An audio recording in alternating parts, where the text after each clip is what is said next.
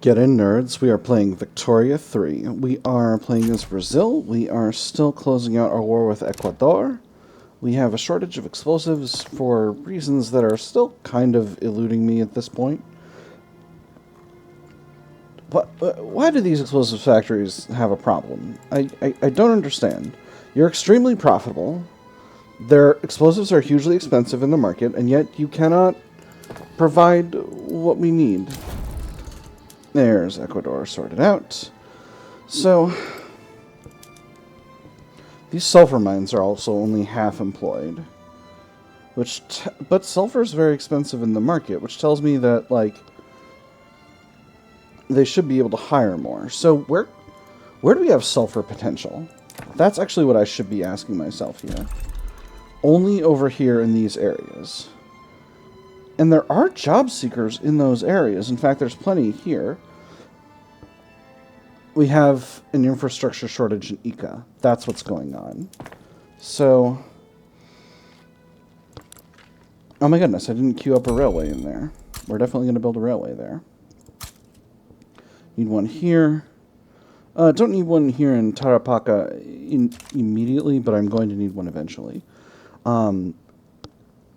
So, Ecuador is now our protectorate. We are not able to improve relations because we're under a debuff on account of we are infamous. That shouldn't be a problem. Let's see if Colombia will allow a reduction in autonomy. They will not, and I'm infamous right now, which means that other countries are extremely likely to side against me in a diplomatic play. So we're just going to hold down the fort for a minute while our infamy decays. And in fact, I'm going to stop improving relations with Venezuela and with Argentina. It's going to give us a little bit of extra influence here, which is going to in turn make our infamy decay faster. We are experiencing a little bit of a bureaucracy shortage as well, so we'll go ahead and handle that. Let me see, if I go to wooden passenger carriages, it's going to add a wood input, which I don't think is really going to affect things, and produce a lot more transport. I think that's going to be worth it. So I'm going to go ahead and do that. The opium of the masses. As we pass the state atheism law, there are fears that without Catholic faith to provide spiritual fulfillment, the huddled masses may fall into despair. Religion is the sigh of the oppressed creature, the heart of a heartless world, the soul of soulless conditions. It is the opium of the people. God is dead, minus 20% enactment chance, will nourish their bellies, not their souls. Plus 33% radicals decreases for 9 years. Oh, that's really bad. But I can't lose 20% enactment chance, so we're going with the second one. It's going to be tough. The path to state atheism is a difficult one. Something going on in the Netherlands. There are radicals rising in the Netherlands. Interesting. Netherlands are they are not protected by anyone. They have defensive pacts with Bali and China, so probably China's going to get in on it. We're going to see if we can get ourselves another bankroll. I think we've still got the one from Belgium. Yes. So we'll see if the Netherlands is willing to do the same. The rebels have an offer that they'd be interested in for obligations. I don't need to be fighting China over the Netherlands, so we're going to go ahead and ignore that. Let's go ahead and throw a few more government admin in. Let me see. Rio de Janeiro's got plenty of labor available, but Minas Gerais does as well. Let's put them in Minas Gerais. And we'll put them all the way at the top of our projects because that's costing us money. And then we'll do these railways as well. Actually, I'm going to put this railway at the top here. Ica has a pretty significant construction efficiency debuff on account of they've got a little bit of turmoil and they've got a lot of mountains, but I think we'll be okay. Once they've got full access to the market, that debuff should decrease. Excellent. We are on our way to drafting the law. That is perfect. So let's see. We're still at 20% success, 20% advance. We've had one success event and I think 2 stall events at this point, including that one we just got that is really, really brutal. So we'll see how things go with that. A scandal in Rio de Janeiro. The police have shut down a notorious male brothel. The arrested proprietor has revealed that Quintino Bocaiuva is part of his clientele, and this information is leaking to the press. So Quintino Bocaiuva is the leader of the Petit Bourgeois and a Republican. If he is booted out, that may cause disunity in our government. So I think... Sorry, let me finish reading the rest of this description, and then I'll decide what to do. An indescribably loathsome scandal has struck Rio de Janeiro. The captured boys are made to confess, and the journal reports that another sensation about this affair will soon burst. 22 men implicated, blue bloods and others, have fled from Brazil. He must resign immediately. This will give me someone else heading up the Petite Bourgeoisie, or try to cover up the story. 50% chance nothing happens, 50% chance he's embroiled in scandal and loses popularity. He's currently popularity 25. Let's try and cover it up and see what happened to him.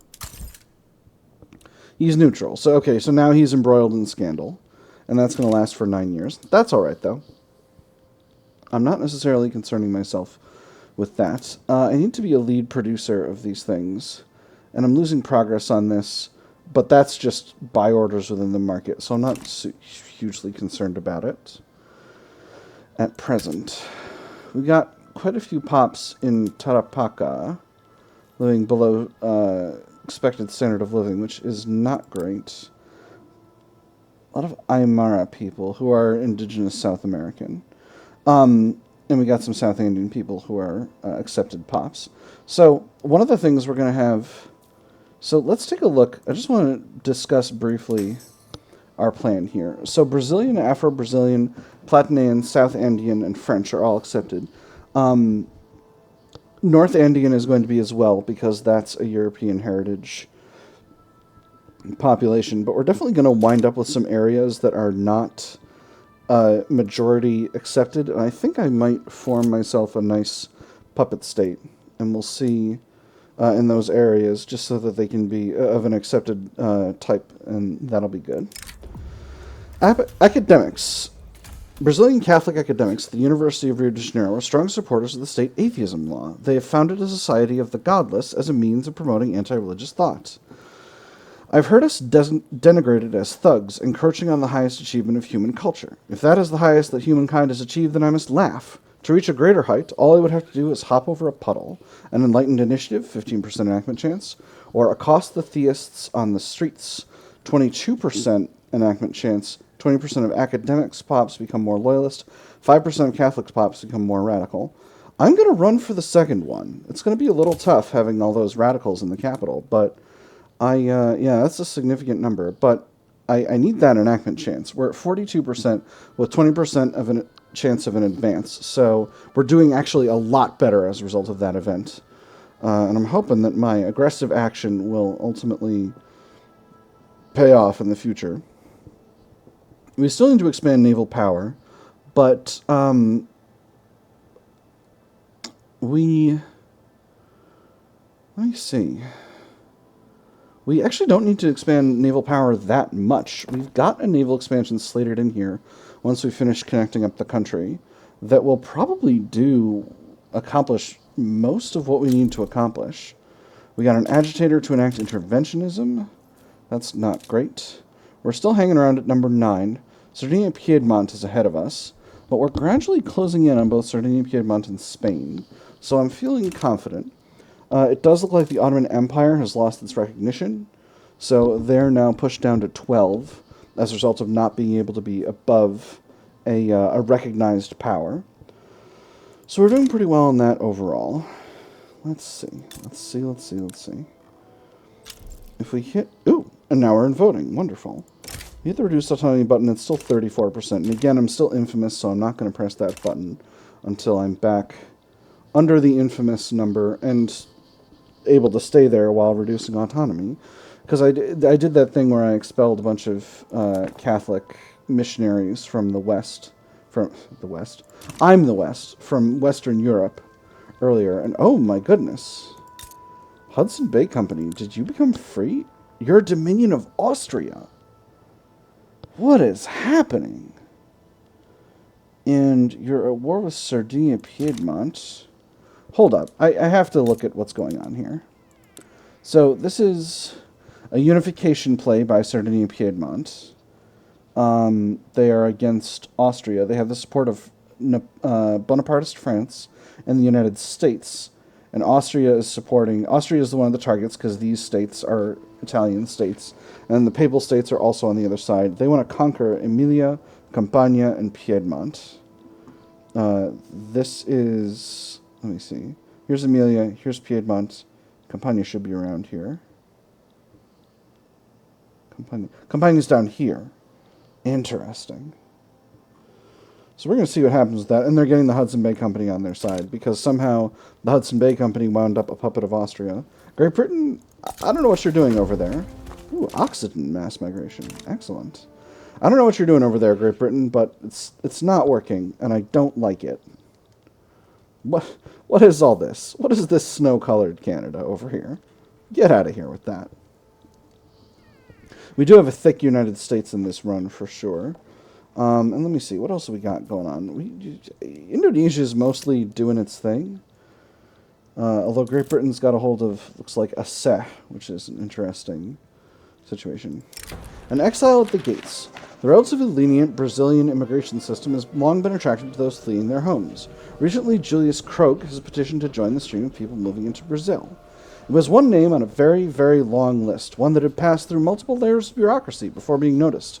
One fateful day, however, one clerk, at the end of his shift, pointed at that name and spoke those fatal words. I could swear I've heard of him before. Let's see, he's a Democrat. He'll be happy here. Wrathful political operator, expensive tastes, scarred. Eventually, Julius Croak, too, will be Brazilian. He's employed here as an agitator. We will not have someone like this regardless of precedent. Industrialists angry. I can live with the industrialists being salty for a while. I think I'm going to do that. Well, he's a Democrat, though. It's not like he's... So he's a Democrat, and what Democrat means is they support voting... Oh, he's going to agitate for elected bureaucrats. Nah, get him out of here. I don't like that guy. Get him out of here. Oh, right. A river's new bearing. As Brazil embarks on a quest of questioning traditional religious morality, members of the intelligentsia present their theses. Furthermore, I should note that if God is to be truly dead, God must be absent from worship. Let us be doomed to freedom, that we may write our own history, not in stone or in blood, as our history under God has been, but in ink and in deeds. God cannot be and should not be accepted any longer as a convenient excuse, a lie to embolden the whims of the powerful. Tradition still has its place in society, minus 10% enactment chance, but happier Catholic Church and stronger. Or away with faith, away with all its trappings, happier intelligentsia, more enactment chance, reduced Catholic Church approval, salty Catholic pops. I'm gonna go with the second one. I gotta get this enactment chance. I can't let myself lose enactment chance. So we're gonna see how this has affected my radicals. It's looking pretty okay, actually. We're still right around even between radicals and loyalists, and as you can see, this number of radicals is not causing any interest groups to be unhappy, but this number of loyalists is causing huge approval bonuses amongst many, many interest groups. So I'm feeling ultimately quite pleased with the situation. This is Bundelkhand trying to get independent from Great Britain, and Great Britain trying to annex Bundelkhand. So that'll be what it is. We got a 50% chance of success here, so I'm pretty confident overall in our ability to get this one completed. Suddenly we have a shortage of engines. Why do we have a shortage of engines?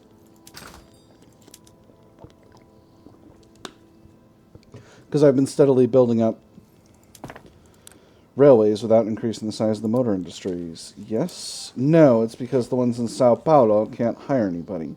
Why can't you hire anybody?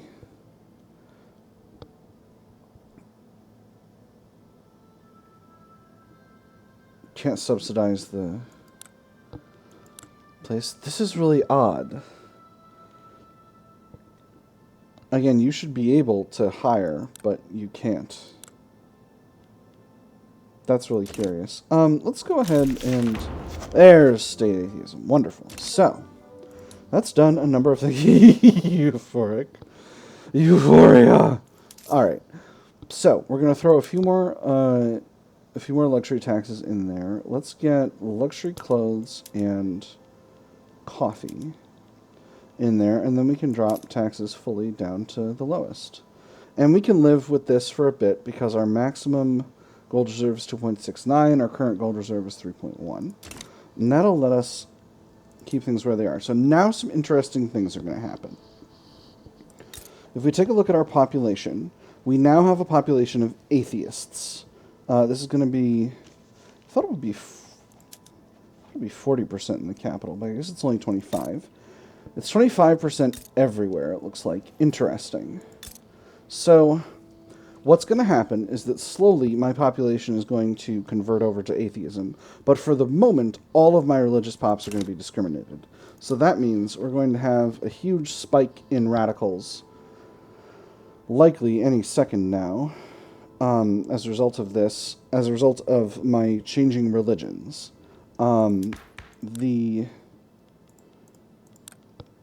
This means that the Catholic Church has become marginalized. They are at minus 50%. They're at minus 50% political strength, so that renders them effectively completely depowered. And State Atheism gives us a 200 authority bonus and a plus 25% bonus to conversion. We also have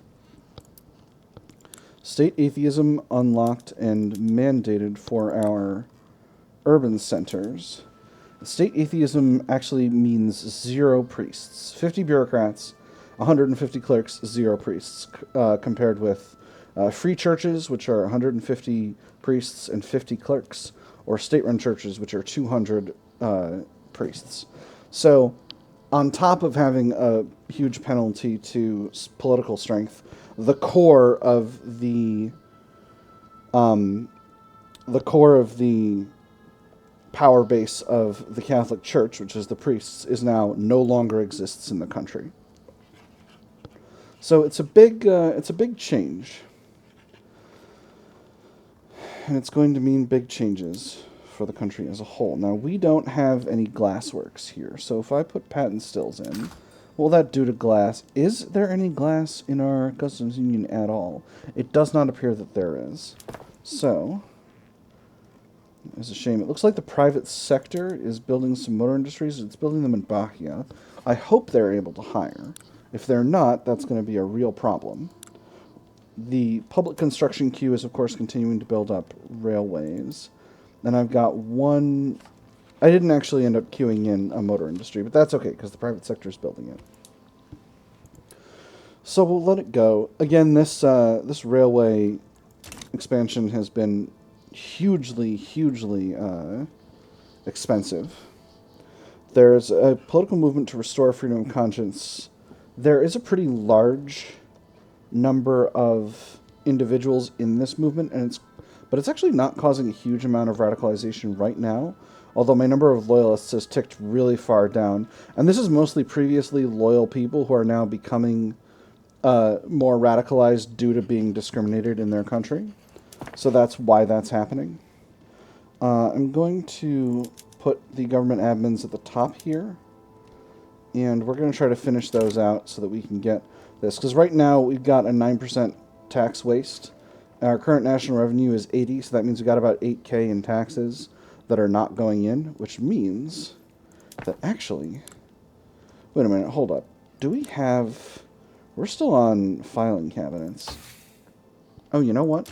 We're working on central archives. I do not need to actually build more government admin right now, because I'll be able to just... I already started this one, and I don't... I'll put it farther down. In fact, I'll put it all the way at the bottom. Because in a few more weeks, we're going to have 14 weeks to be precise. I'm going to have exactly as much administrative capacity as I could possibly need. In fact, probably what that's going to cause is a shortage of paper. Because when I go over to the paper... When I go over to the higher production method for these government admins, they're going to use twice as much paper. So that's going to be quite a bit of paper, but we'll pay for it. Proposal for alliance. Nicaragua wants an alliance. I am deeply tempted to accept, but I must decline for now because I need to keep my influence high in order to keep my reputation, my infamy going down, and my reputation solid. So you notice we've got a little bit more influence available now that we're reputable. I'm going to go back to improving relations with Venezuela and Ecuador.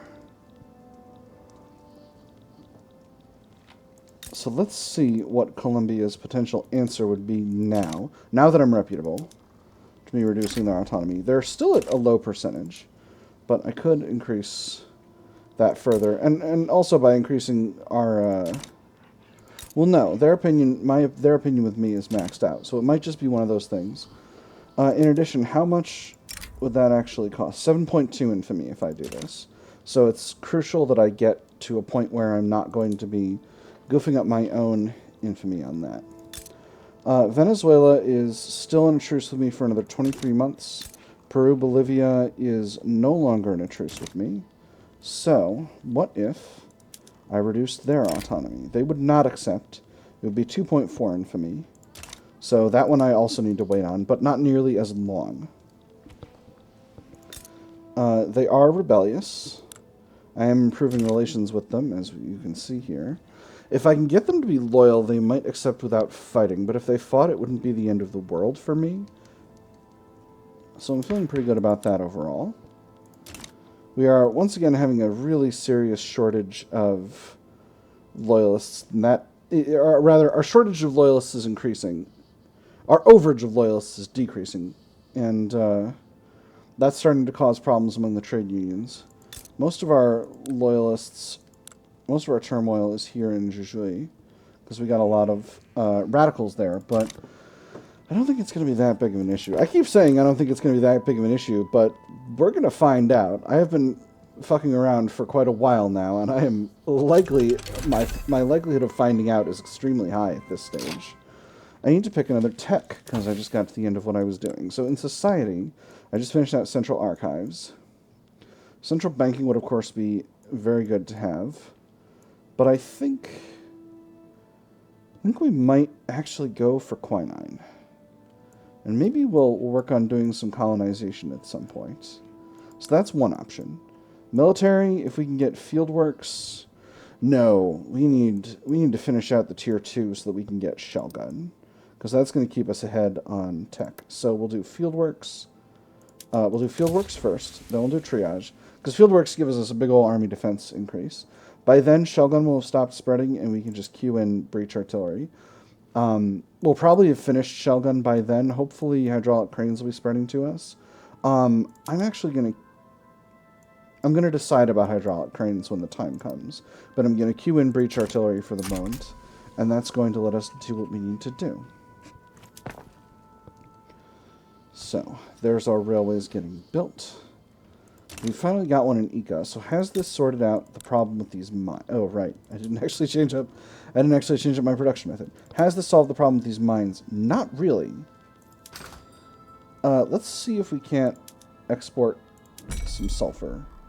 No one wants sulfur. Okay. All right. That's interesting. But has that solved the explosives factories issue? And the answer is kind of. Well, it solved the explosive shortage in the market. That's one thing. So we can definitely try and sell those abroad. America will buy our bombs. That's fun. You know America loves bombs. Let's see if we're importing any explosives at the moment. We are importing a lot of sulfur, so let's close that import route. Peru-Bolivia is damaging relations. Well, Peru-Bolivia, you're just ending up making this harder and harder for me, aren't you? So we canceled that. So let's see. These sulfur mines should be... So sulfur is very expensive now, because we're no longer importing sulfur from France. So, hopefully, these mines will start hiring.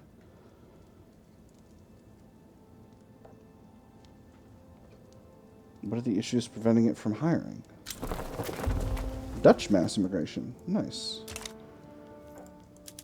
So, I think that's just going to mean sulfur is going to be a little... See, this is incredible, because I've got the mines running. Is it the low infrastructure here that's causing the problem? because it's not able to be transported across. It should be able to be convoyed around. This is hard. This is hard. Okay, let's import it from a country that won't export too much of it from us. Like Austria. Just to make sure we've got enough of it in our market that, for example, our explosives factories can run. Because they're currently unprofitable, and they need to stay profitable because we need to have explosives for our market. This is very difficult, friends. In the meantime, though, let me see. So if I increase government admin, let's see, we're going to get 10%, 1050 bureaucracy. So this is going to increase bureaucracy by like 200. I'm going to do it. Standardized filing system away. That is costing us way, way more than I thought it was going to. Okay, we're good. We're back where we were, unfortunately, but we do have an excess of bureaucracy now. I'm not going to spend it just yet, because I like having extra construction efficiency, and because I'm going to have some extra ability to... Okay, well, it's going down. We're still doing better than we were. Are we short on taxation capacity anywhere? We are not. So at this stage, Peru, Bolivia, if I want to reduce your autonomy, you will make there be a fight. But I won't become infamous if I fight that fight. So I'm inclined to just go ahead and do it.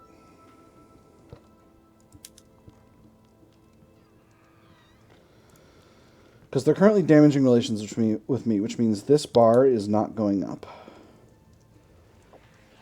Well, it is going up a little because of the protectorate, but you know what? Let's do it. We're going to have North Peru on our side. It's going to be great. Right. Let's go ahead and mobilize all our armies. And we're just going to put all of our armies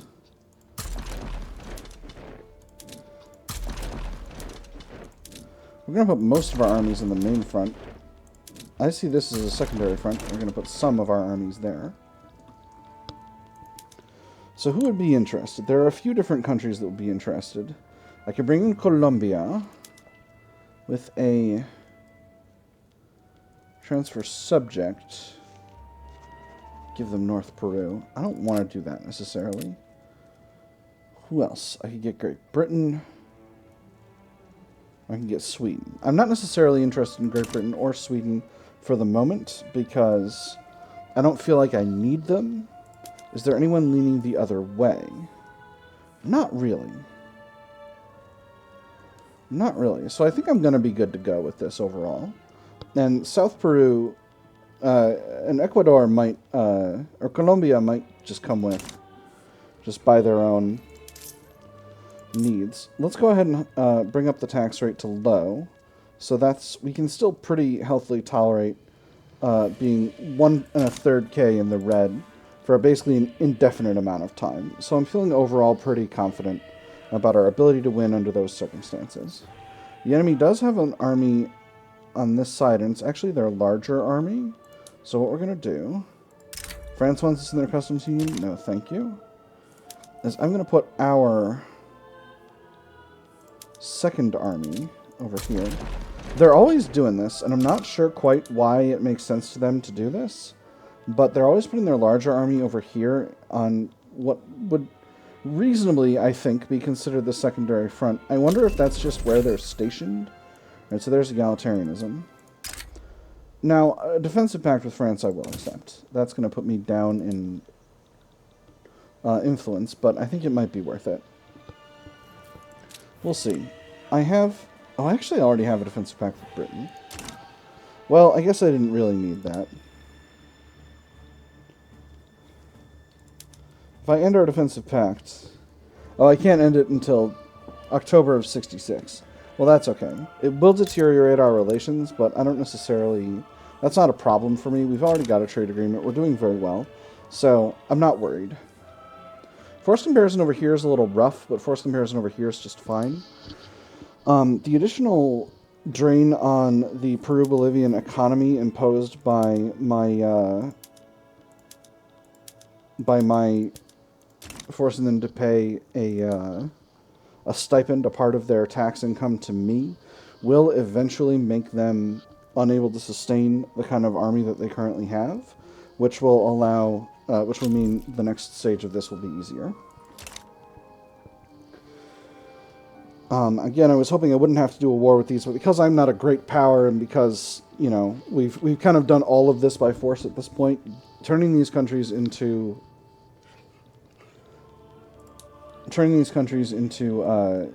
dominions is going to be tougher than it would be if I were a great power with a stronger military. 2 arms.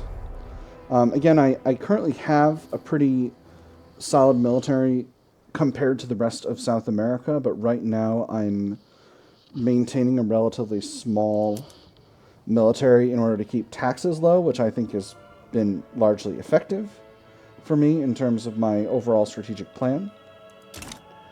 The enemy is winning against us on this side, but we're winning over here. So I'm hoping that, I'm hoping we're able to do enough damage to them that the force comparison improves in our favor. In any case, it is the end of 1865, so we are going to put a pin in the episode for the moment. Next time we'll get straight in with this war, but for now, I've had fun. I hope you all have had fun, and I will see you on the other side.